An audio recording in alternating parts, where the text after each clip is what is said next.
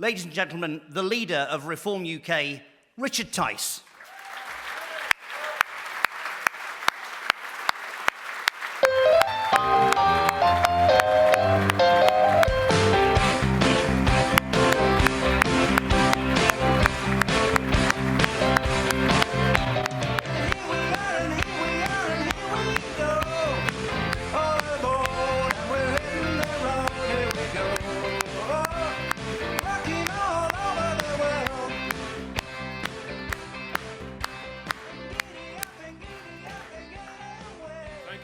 Thank you, Paul, for those very kind words. I resisted the temptation that Theresa May fell for, which was to dance on stage. You may not have enjoyed it. Thank you for those kind words, and it's fantastic to see so many people here today for this, our first annual conference. Now, of course, some of you may be former comrades. You might be disaffected Tories who've popped along from down the road. You're all enormously welcome. You may be Brexiteers, you may have voted Remain. This is the future, and we're all now reformers. And firstly, I just want to say a massive thank you to Paul, who's done an amazing job organising this event with all his assistants, stewards, volunteers, who've given so much time to make this happen. Thank you very much.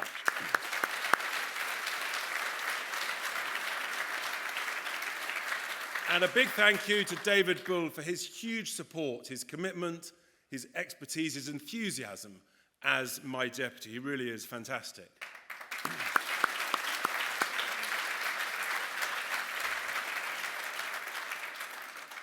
And also to Isabel for those extraordinary words. I mean, powerful, powerful words about where we are. Formidable words from someone who really does know. Now,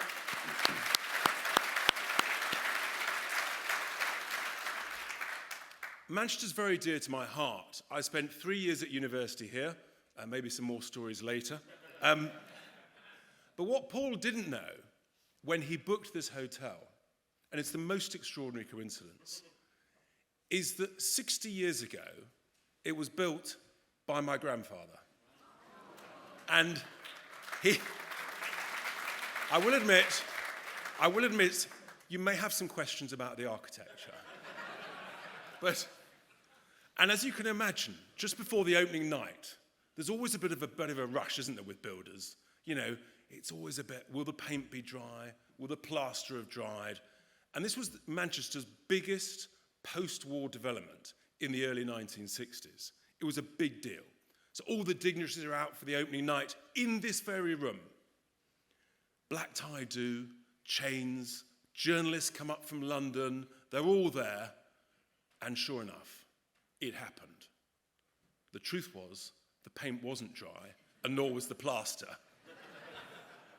And it started to literally to peel in. Anyway, my grandfather quite rightly adopted a slogan that I think is good for many politicians, which is that all PR is good PR. In the Mac cartoon the following day in the Evening Standard, there was a picture of a couple of journalists in their black tie, covered in soot and dust, plaster, still resolutely holding on to their glass. And one caption said to the other, "I don't know what they put in the drinks around here, but I'll have another." We all know that the United Kingdom is an amazing nation. You know, it's got such an extraordinary heritage, an incredible history. We're so proud of that history. You know, we are patriotic, we love our country, and we are led by the inspiration of the Queen. When I think of Britain and the UK, I think of Churchill. I think of British values, known all around the world, of decency, of welcome, of hospitality, that sense of cricket and fair play. And we have so much potential to be unleashed after Brexit. I mean, goodness me, we know that it wasn't easy. We got there in the end. I've still got the scars on my back. But this amazing nation of ours, and it's all of ours, we are being let down. We are a nation of lions and lionesses, led literally by donkeys.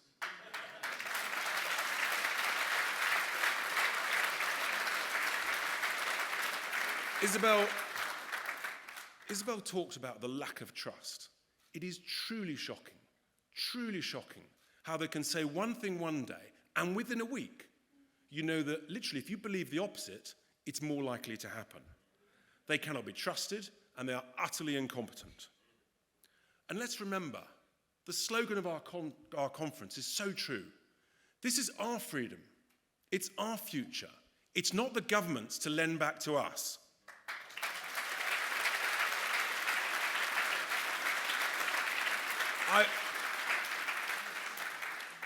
You may have heard me rename the Conservatives. I now call them the Con-Socialists. And it's true, isn't it? Labour's got nowhere to go because the Con-Socialists are now the party of high tax, high regulation, nanny state, and all of that leads to low growth. And we didn't do Brexit for that. We didn't do Brexit to become a highly taxed, highly regulated, boring European social democracy. We did it to become a dynamic, bold, ambitious, lowly taxed, smartly regulated turbo of a nation that is the envy of the world. Now,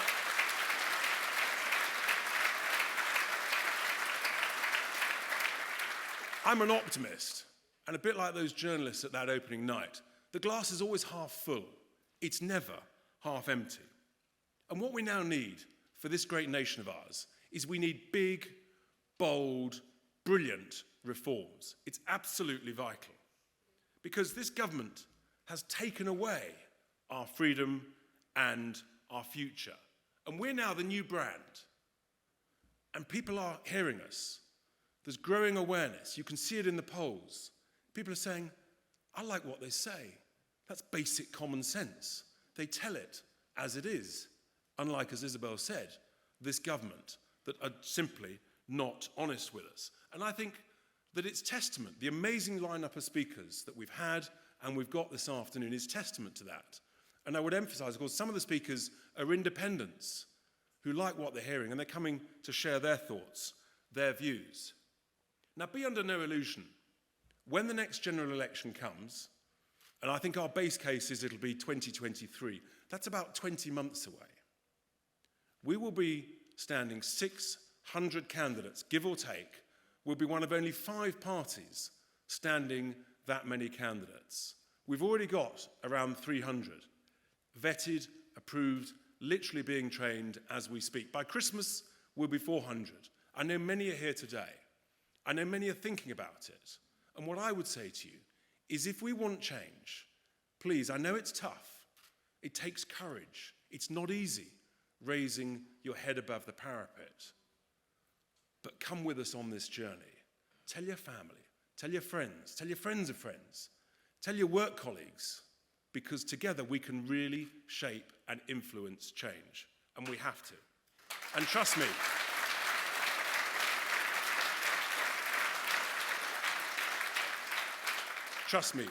we are not standing down against these Con-Socialists anywhere. Now, I'm going to talk about the 3 things that I think that this next election will be fought on. And the first is the economy. We're the only party standing with a proper economic vision of growth. Because it's only by growing that we can get our way out of this crisis post-COVID. You can't tax your way into another version of austerity.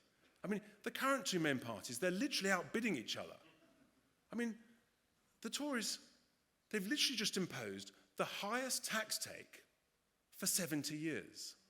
Unbelievable. We have a nation where the total tax take of our country now is about 35% of the size of our economy. And yet we've got the lowest growth forecasts. The way out of this is to grow our way out of it. And you do that with our economic vision, the details of which are on our website.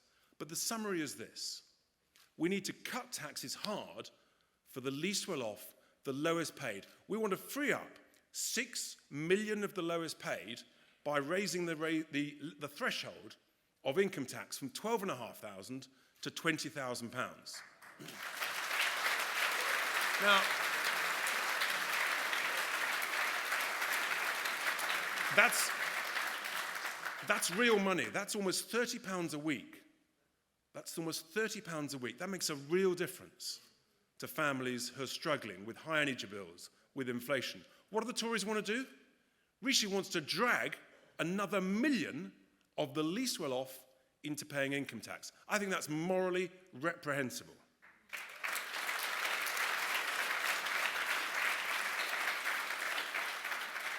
We want to free up well over 1 million of the smallest businesses from paying any corporation tax at all by lifting the threshold from £0 to £100,000 so they can invest in more growth, more software, more people, more equipment. Because you and I know that an individual or a small business owner will always spend £1 in their pocket and get more value, better value, more productivity than some bowler-hatted civil servant on your behalf when they're working from home.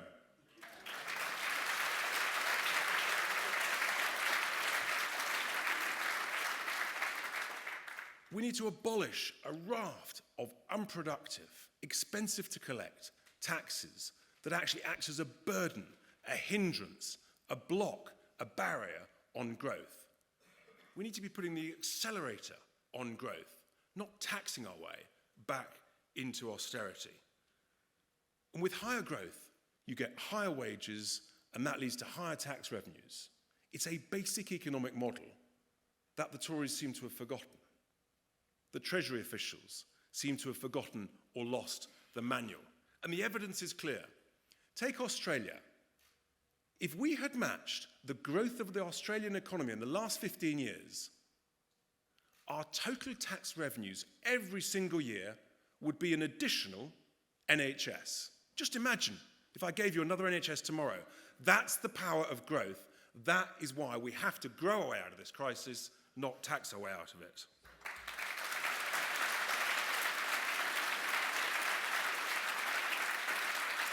Whether you look at the US or Singapore, the evidence is clear. Lower taxes means higher growth.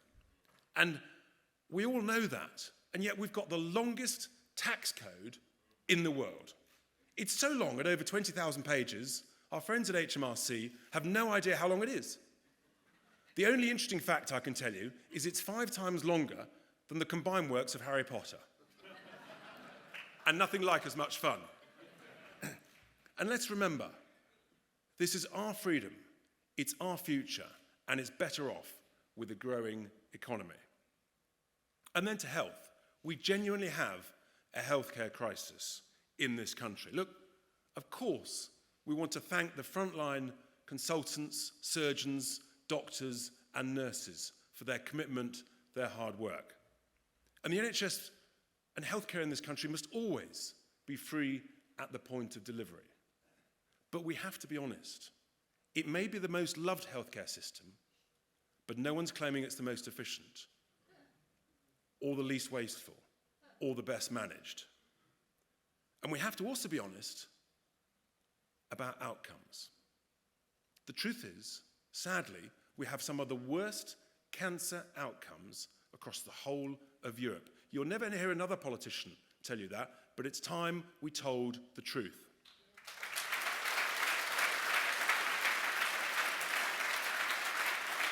And I'll give you a simple example of the waste, and it's a sad one to me personally. When my mother passed away just over 2 years ago, and she'd been on a cocktail of drugs and pills for a few months, and so there were still many left over, unopened, seals still intact. And when the nurse came to pick them up, I was in tears, she was in tears, because she said, not only can they not be reused in this country, they couldn't be used in any developing nation around the world. We couldn't put them in the bin. No. We had to pay to incinerate them. Where is the common sense in that? And that's just one tiny example. If you multiply that across the whole of the NHS, you know that the waste is legendary. And doctors and nurses will tell you that. And David will talk this afternoon powerfully. But the truth is that it is badly managed and we have to do better. And we have a big, bold vision for the NHS. No one else is talking about this. But it's very simple. It's 3 words. 0 waiting lists. 0 waiting lists. Why do we accept being brainwashed that we have to have waiting lists. Most other Western nations don't have waiting lists. They literally look at us and think, what on earth are you doing? What on earth are you doing accepting 4, 6, 12 months to get an operation? We can get 0 waiting lists. David and I think we can get them in 18 months. What you've got to do, and David will talk about the details, you've got to put the patient in charge. And we've got a bold voucher scheme that we know would transform healthcare in this country. And we all know, just think, if we had 0 waiting lists, the benefit to people's mental being, our well-being, our productivity, our confidence would be fantastic. It really would. That brings me on to a rather topical subject, energy and the environment. Look, we all care about the environment. We all want cleaner air. And David and I, we're actually leading the way. Unlike many other party leaders and politicians, both of us have got 100% electric cars. And let's celebrate the success of what the UK has done in the last 30 years. We're actually a world leader. We've cut emissions by over 40%. But the truth is that climate change has existed for thousands of years. And it will always exist. And it will exist for thousands more years. And there are multiple reasons for that, most of which actually the truth is we don't know that much about, and we can't do much about. But we can do things about man-made emissions, and we should do things about that. But we need to do it in a way that is strategic, that is affordable, and is proportionate. Now, this afternoon, Patrick will go into the detail, but let's be clear about the Tory policy. It is not net stupid. Sorry, it is not net zero. It is literally net stupid. It is net stupid. It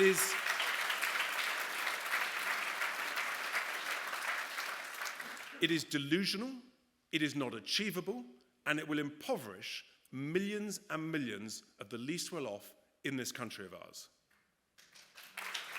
What they will do, their policy will literally send hundreds of thousands of decent British jobs to China and elsewhere.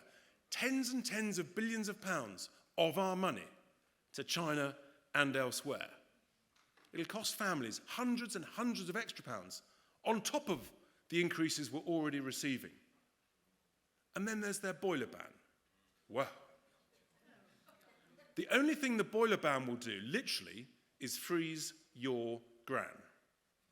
And that's why we've got on our double-decker bus, our open-top bus, literally as of now, it's driving around Manchester to annoy the Tories, and on the side is a slogan.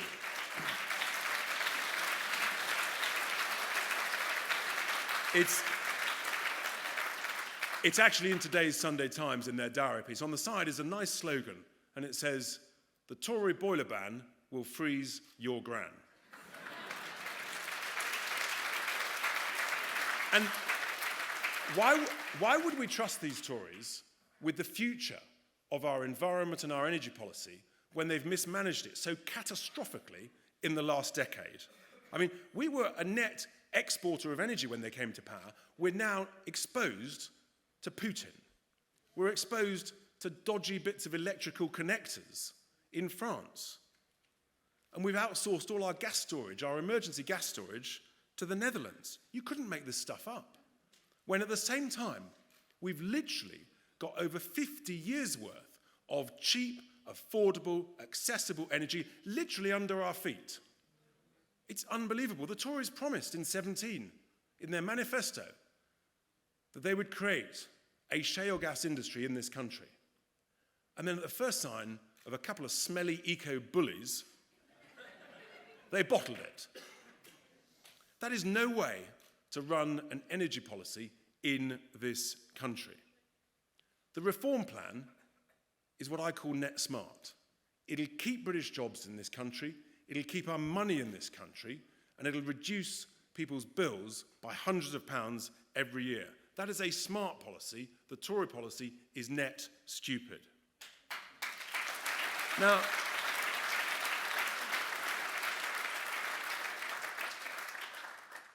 and there's a reason why our energy bills are so high. The Tories, they sold off all our utilities over decades.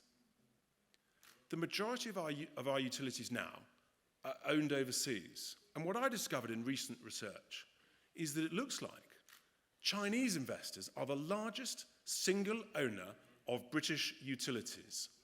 And I think that is wrong. We are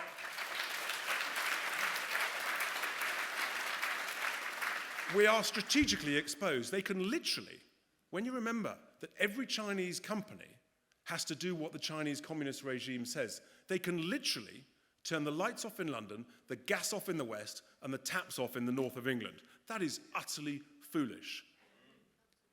The United States do not allow overseas ownership of critical national infrastructure, nor does France, and frankly, nor should we.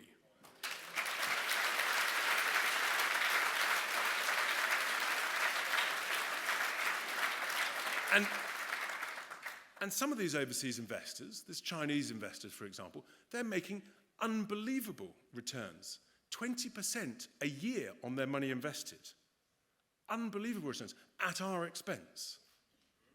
We're literally being ripped off. That's the reason why our bills are so high. And it's the same with the renewable sector. The government asks private equity money, very often, again, overseas private equity money, to invest in renewables. They want returns on their money of 15%. UK pension funds only want returns, long-term returns of 3, 4, 5%. So again, we've been ripped off. So our solution is a genuine win-win, and we know it's popular. It polls well. We know this is what the British people want. You can have a win-win solution where we get the benefit of private sector management, but 50% of our utilities should be owned by UK pension funds, and the other 50% should be owned by us, the consumer, the taxpayer. That way, we get the best of both worlds. When the utilities have a good year, we, the taxpayer, save money. That is the right solution, not the Tory solution of outsourcing the ownership, very often overseas.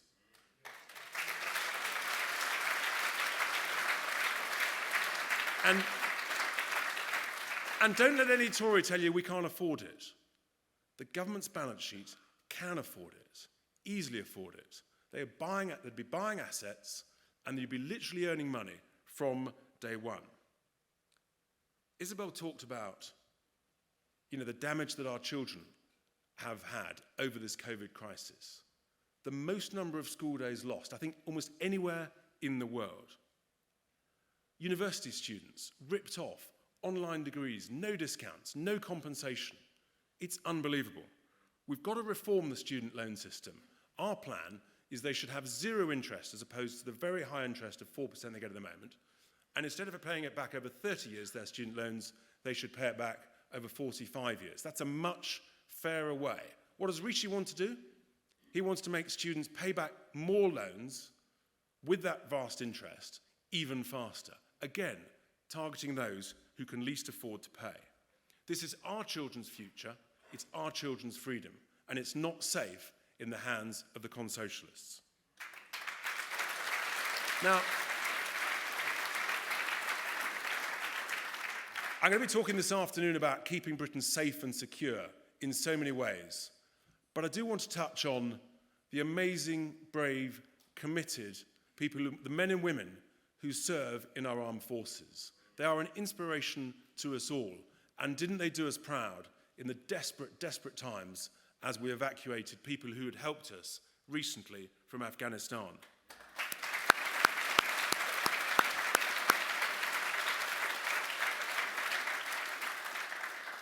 We need to look after our armed forces better whilst they're serving, and also after they have left service and they are veterans. We need to protect them from the vexatious legal claims that, despite this government's promises, are still going on. And let's look at what the military have done for us just in the last 18 months. I mean, thank God for the military, because it was the military that organised the logistics for the Nightingale hospitals. It was the military that organised the logistics for the vaccine rollout. And now, with the fuel crisis, who do we turn to? The military. I think it's fair to say that their commitment, their skills, their hard work, their can-do attitude, rolling your sleeves up, getting a job done, frankly, is something that many civil servants could learn a great deal from, and they should get back to the office.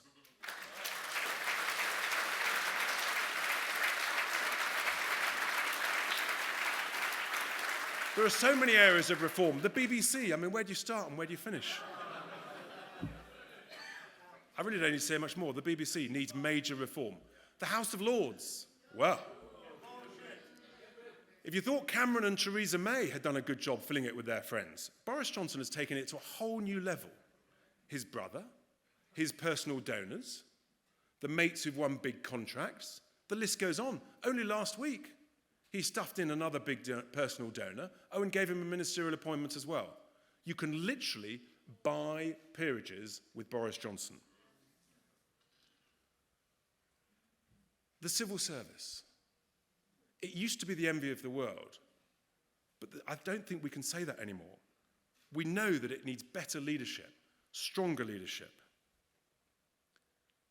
And we always focus on solutions to the problems that we face. And let's take, for example, the cladding scandal. I mean, it's a crisis that is affecting hundreds of thousands of leaseholders. It is an absolute disgrace, sir. You are so right.